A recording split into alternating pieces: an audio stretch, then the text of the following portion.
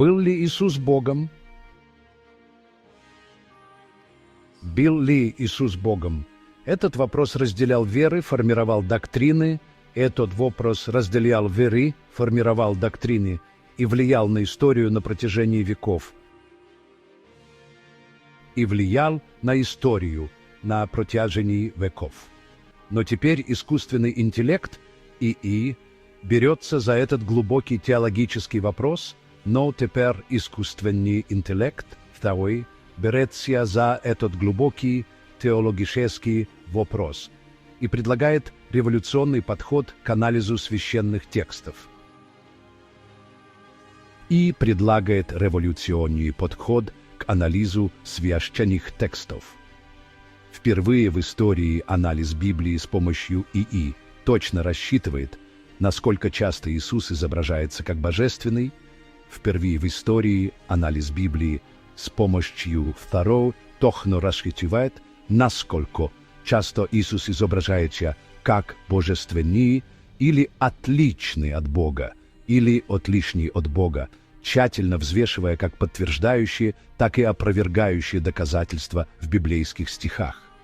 Ты тщательно взвешивая как подтверждающие, так и опровергающие доказательства в библейских стихах.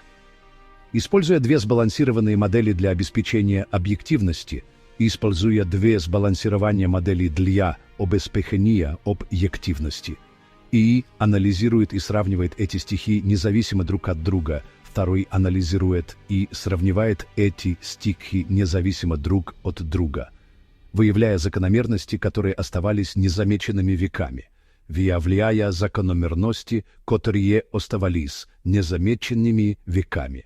Все процедуры и результаты отображаются прозрачно, так что вы можете следить за процессом на экране. Все процедуры и результаты отображаются прозрачно, так что вы можете следить за процессом на экране. Этот анализ знаменует собой новую эру в религиоведении, основанном на ИИ. Этот анализ знаменует собой новую эру в религиоведении, основанном на второй. Но это исследование идет еще дальше. Но это исследование идет еще дальше. Что, если И проведет прямое сравнение между Кораном и Библией?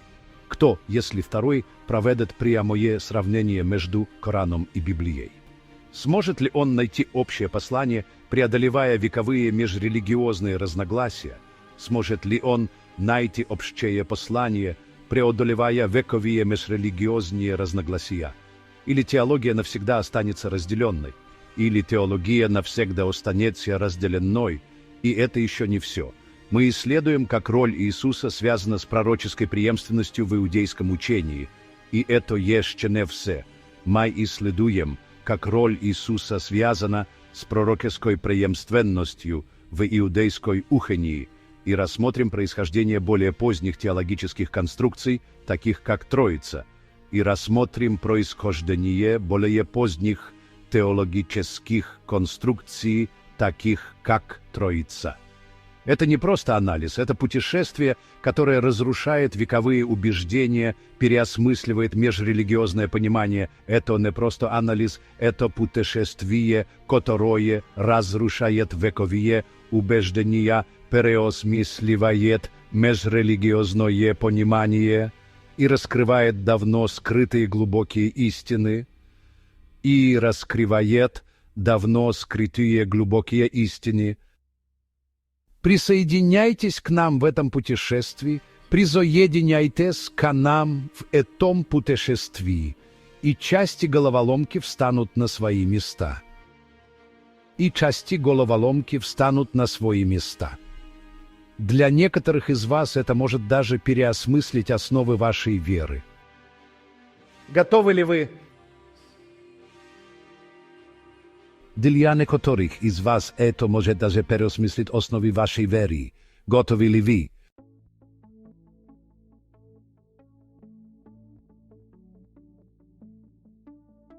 Чтобы ответить на вопрос, является ли Иисус Богом, нам нужен был четкий, беспристрастный и обоснованный подход.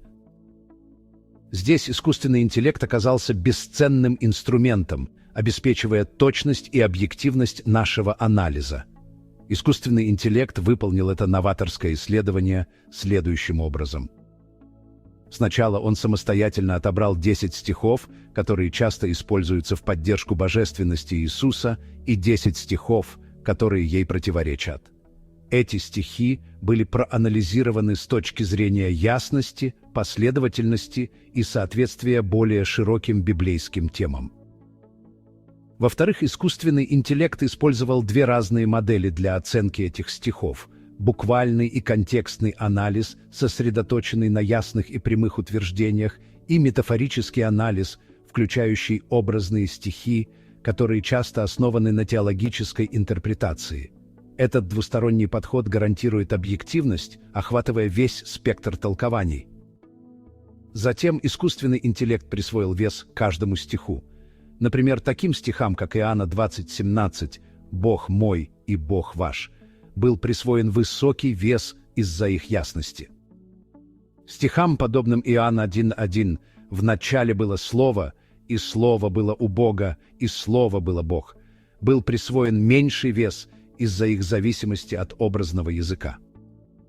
Наконец, искусственный интеллект рассчитал вероятности для каждой модели и сравнил изображение Иисуса в Библии как божественного и отдельного от Бога. Затем эти стихи были сопоставлены с изображением Иисуса в Коране, чтобы выявить области согласия и расхождения. Этот процесс, основанный на искусственном интеллекте, не только обеспечивает объективность, но и выходит за рамки многовековых богословских споров, чтобы раскрыть более глубокие истины. Первый шаг нашего анализа приводит нас к спорной теме – стихам, которые часто используются для подтверждения божественности Иисуса. Так ли они ясны, как кажутся? Давайте отбросим интерпретации и посмотрим, что на самом деле написано.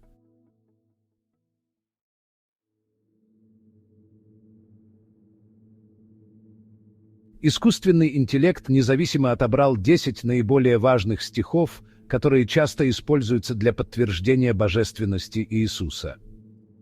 Эти стихи часто оказываются в центре богословских дебатов. Но вот что интересно, их значение не так однозначно, как может показаться.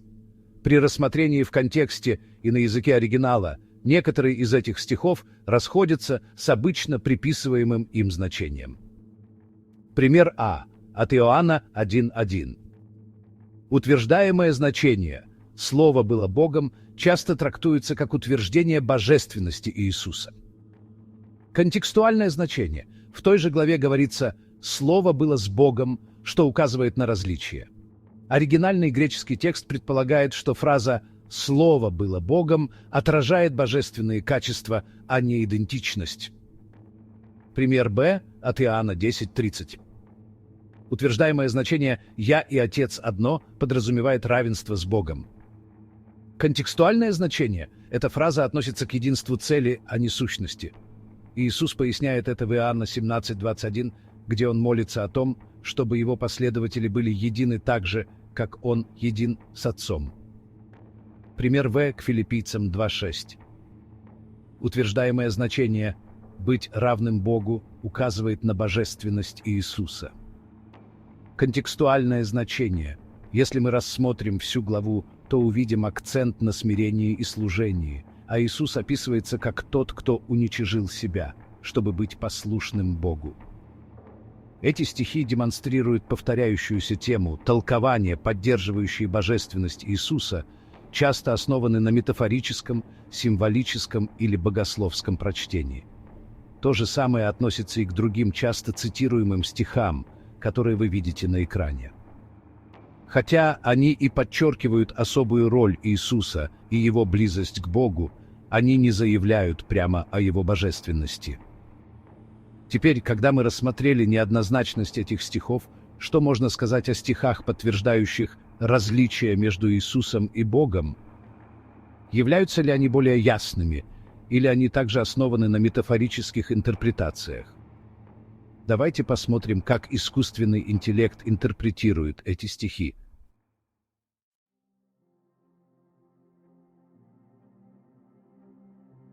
Мы рассмотрели стихи, которые часто приводятся в поддержку божественности Иисуса. Теперь давайте обратимся к стихам, которые подчеркивают его отдельность от Бога. Как и прежде, искусственный интеллект самостоятельно отобрал 10 наиболее часто цитируемых стихов в этой категории. Примечательна их ясность и последовательность. Эти стихи кажутся гораздо менее подверженными метафорическим интерпретациям. Пример А. Евангелие от Иоанна, глава 20, стих 17. Текст. «Восхожу к Отцу моему и Отцу вашему, и к Богу моему и Богу вашему». Однозначность. Здесь Иисус проводит четкое различие между собой и Богом, называя Бога «моим Богом». Пример Б. Первое послание к Тимофею, глава 2, стих 5. Текст. «Ибо един Бог, един и посредник между Богом и человеками, человек Христос Иисус». Однозначность. Этот стих ясно определяет Иисуса как посредника, человека, отличного от Бога. Пример В. Евангелие от Марка, глава 10, стих 18. Текст. «Что ты называешь меня благим? Никто не благ, как только один Бог». Однозначность. Иисус отмежевывается от божественных атрибутов, приписывая абсолютную благость только Богу. Как мы видим в сводной таблице, эти стихи отличаются своей прямотой. В отличие от стихов, поддерживающих божественность Иисуса, которые часто опираются на метафорические или интерпретационные рамки, эти отрывки предлагают ясные и недвусмысленные утверждения, подчеркивающие различия между Иисусом и Богом. Теперь мы переходим к важному этапу нашего исследования – вероятностным расчетам, основанным на искусственном интеллекте. Впервые мы численно определим, насколько сильно Библия поддерживает или опровергает божественность Иисуса, используя две разные модели. Это не просто данные, это более глубокий взгляд на Священное Писание и на общий посыл, который веками формировал верование. Может ли искусственный интеллект поставить под сомнение эту веру или подтвердить ее? Давайте выясним.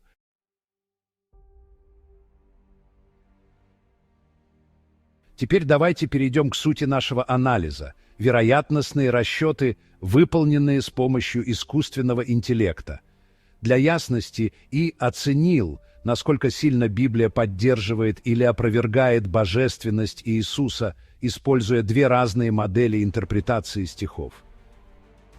Каждому стиху был присвоен вес от 1 до 100, где больший вес означает большую ясность и определенность. Начнем с первой модели – метафорический анализ.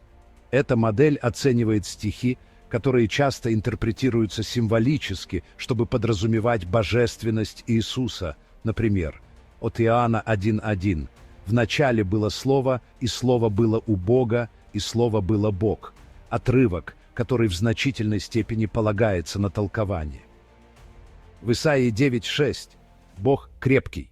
Пророческий титул, отражающий силу Бога, но не обязательно его истинную божественность. И присвоил веса каждому стиху на основе ясности и зависимости от толкования. Например, Иоанн 1:1 получил средний вес – 70 баллов из-за своей зависимости от символического контекста. Противоположные стихи, такие как Иоанна 20:17, получили максимальные 100 баллов благодаря своему прямому и ясному языку из-за фразы «Бог мой и Бог ваш». Этот стих ясно отличает Иисуса от Бога, не оставляя места для двусмысленности. Результаты? И рассчитал, что вероятность того, что Библия поддерживает божественность Иисуса, составляет 37,84%, а 62,16% против.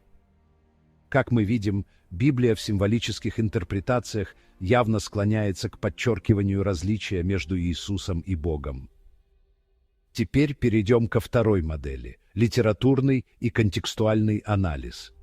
Эта модель оценивает стихи, принимая во внимание их полный контекст, и гарантирует, что их язык ясен и недвусмысленен.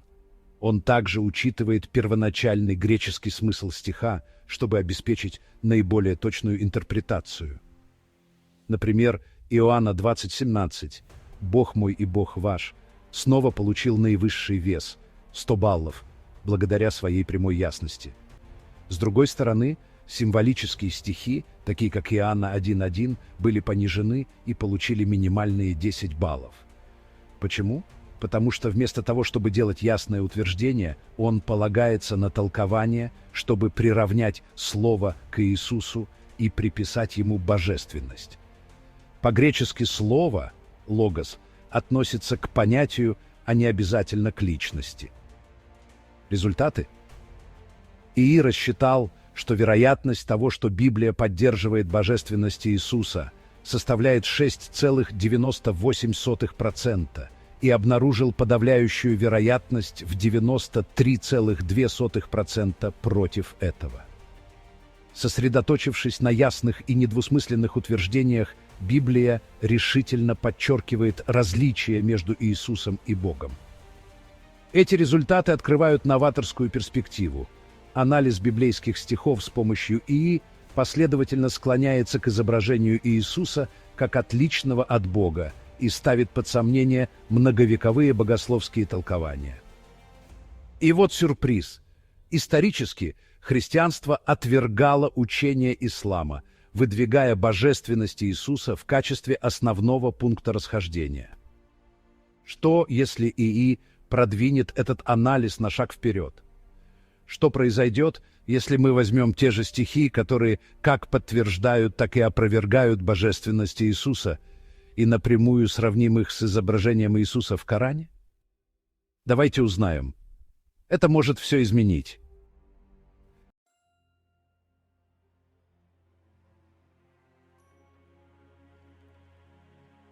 В то время как искусственный интеллект предлагает новые взгляды на изображение Иисуса в Библии, неизбежно возникает вопрос: как это соотносится с Кораном? Результаты могут вас удивить.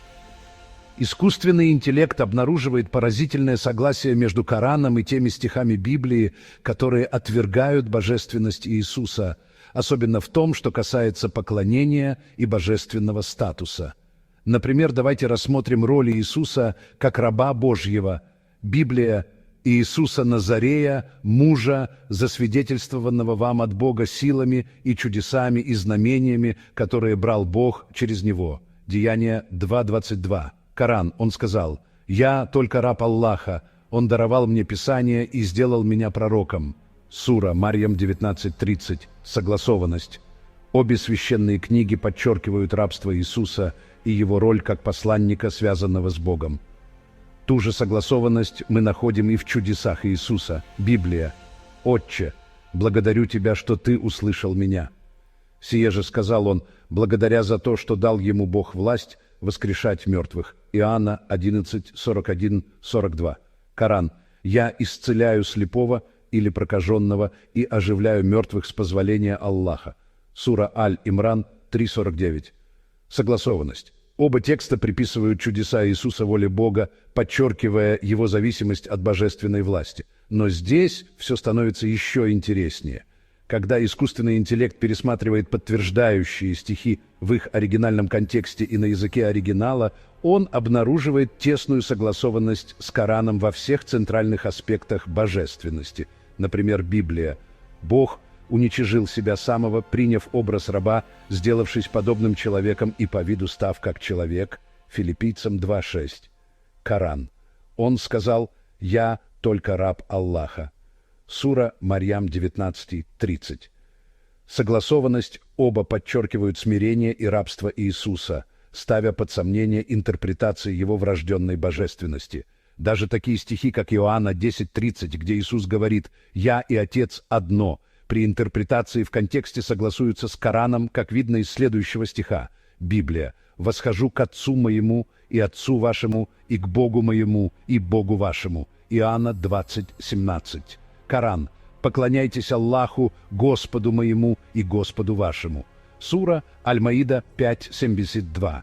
Согласованность. Эти стихи подчеркивают единство цели между Иисусом и Богом, но ясно сохраняют различия между ними. Библия, изображая Иисуса как раба и лидера, направляющего к единому Богу, тесно перекликается с Кораном. Анализ, проведенный искусственным интеллектом, не только подчеркивает согласованность между Библией и Кораном в отношении рабства Иисуса и отрицания его божественности, но и распространяется на его чудесное рождение. Библия. Ангел сказал ей в ответ: «Дух Святый найдет на тебя, и сила Всевышнего осенит тебя, посему и рождаемое святое наречется Сыном Божиим». Луки, Иин 35. Коран. Она сказала: «Господи, как у меня может быть ребенок, если меня не касался ни один мужчина?» Он сказал: «Так Аллах творит, что пожелает. Когда Он принимает решение, то стоит Ему сказать: будь, как это сбывается». Сура Аль-Имран 3:47. Согласованность. Обе священные книги признают рождение Иисуса чудом, подчеркивая девственность Марии и творческую силу Бога. Выражение «Сын Божий» появляется здесь, но в Библии оно часто используется метафорически для обозначения других верующих людей, близких к Богу, как в Римлянам 8:14. «Ибо все, водимые Духом Божиим, суть сыны Божии». Это говорит о том, что чудесная природа рождения Иисуса отражает силу и план Бога, а не Его божественность. Итак, если, как мы видим, обе священные книги во многих отношениях так явно согласуются в отношении различия между Иисусом и Богом, то что же привело к появлению Троицы как центральной христианской доктрины? Может ли это более позднее событие стать ключом к пониманию раскола между христианством и исламом? Давайте углубимся в происхождение Троицы.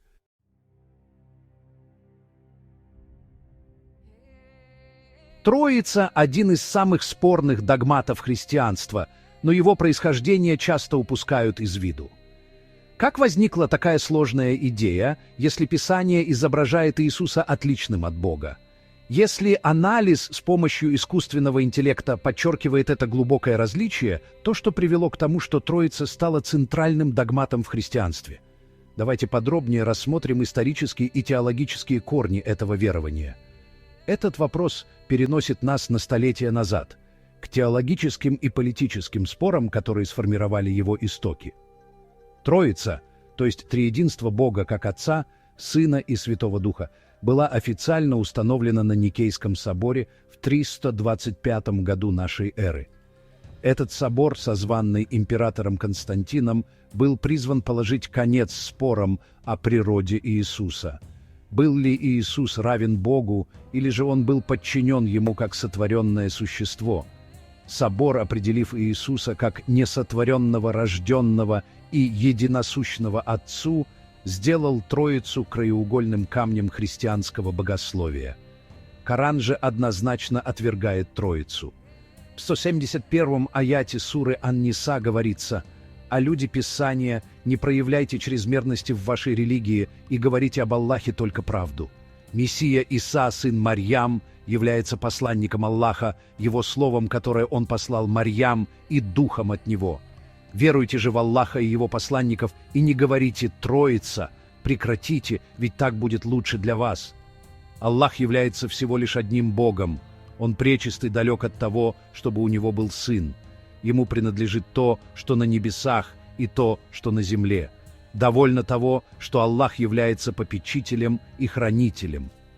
Этот аят подчеркивает единство Бога и отвергает любое разделение Его на три лица или утверждение о божественности Иисуса. Иудаизм также подчеркивает абсолютное единство Бога и рассматривает Мессию как человека, избранного Богом лидера. Например, во Второзаконии 6:4 сказано: «Слушай, Израиль, Господь, Бог наш, Господь един».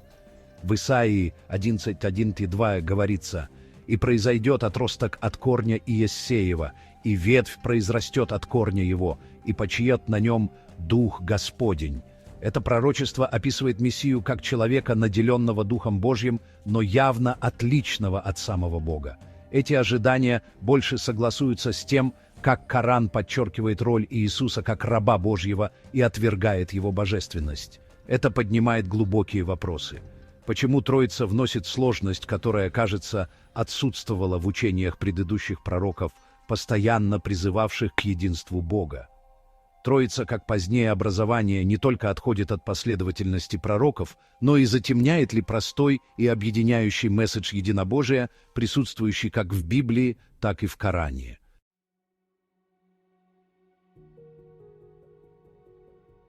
Прежде чем мы закончим, важно подчеркнуть, что, хотя этот анализ использует передовые методы искусственного интеллекта, для обеспечения объективности ни один инструмент или подход не является совершенным. Однако масштаб и широта этого исследования обеспечивают надежные результаты. Даже без расчетов искусственного интеллекта библейские свидетельства ясно представляют Иисуса отдельно от Бога, как раба, пророка и посланника. Эта ясность сохраняется независимо от используемого технического анализа и обеспечивает прочную основу для межконфессионального понимания и размышления. Подведем итоги. Во-первых, Библия, анализируемая как в переносном, так и в буквальном смысле, последовательно представляет Иисуса отдельно от Бога как раба, пророка и посланника. Во-вторых, ни один ясный или недвусмысленный библейский стих не утверждает божественность Иисуса. Напротив, такие теологические конструкции, как Троица, появились столетия спустя, отклоняясь от первоначальных учений Библии. В-третьих, согласованность между Библией и Кораном раскрывает единое послание в священных писаниях, подчеркивающее роль Иисуса как раба Божьего, а не божественной фигуры. Эти результаты показывают, что часть человечества была введена в заблуждение метафорическими интерпретациями, которые, если рассматривать их в контексте, рисуют совершенно иную картину. На протяжении всей истории Бог всегда был един, единственный Создатель. Он посылал посланников, чтобы направлять человечество, и каждый раз, когда люди сбивались с пути, посылались новые посланники, чтобы вернуть их на путь истины. Но внезапно мы видим этот радикальный сдвиг. Иисус изображается как получеловек-полубог, равный Богу, тот, кто умер за грехи человечества. Этот сдвиг был вызван необычайными событиями в жизни Иисуса, Его чудесным рождением и могущественными чудесами, которые Он совершал, такими как исцеление слепых и воскрешение мертвых. Хотя и Библия, и Коран приписывают эти события силе Божьей, они оказали глубокое влияние на людей. Со временем эти представления привели к тому, что Иисус был возведен многими в божественный статус. Эти представления столетия спустя были объединены в доктрину Троицы, которая требовала сложных систем метафорической интерпретации Библии для создания таких понятий, как 1 + 1 + 1 равно 1, и полностью Бог, и полностью человек.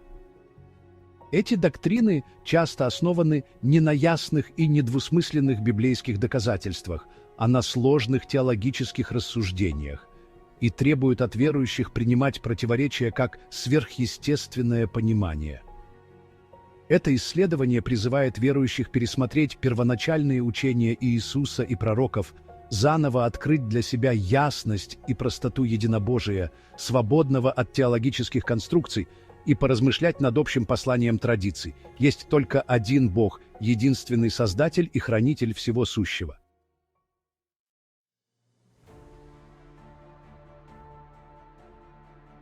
Поделитесь этим видео и присоединяйтесь к дискуссии, чтобы и другие могли узнать об этих революционных результатах, полученных с помощью искусственного интеллекта. Мы приглашаем вас делиться своими мыслями, вопросами или альтернативными точками зрения в комментариях, сохраняя уважительный и конструктивный тон. Не забудьте поставить лайк и подписаться, чтобы поддержать нас в нашем путешествии к познанию глубоких истин о вере и священных писаниях. Спасибо за просмотр.